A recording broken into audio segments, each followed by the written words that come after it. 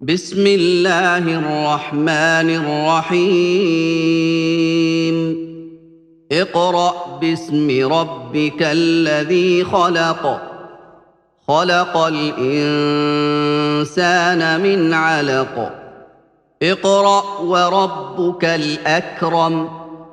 الذي علم بالقلم علم الإنسان ما لم يعلم كلا إن الإنسان ليطغى أن رآه استغنى إن إلى ربك الرجعى أرأيت الذي ينهى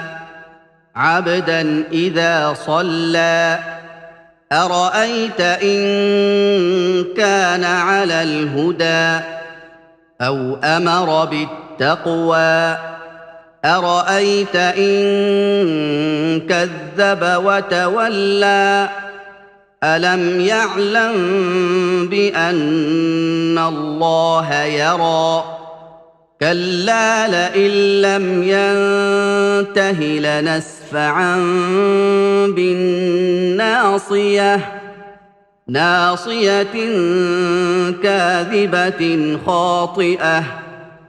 فليدع ناديه سندع الزبانية كلا لا تطعه واسجد واقترب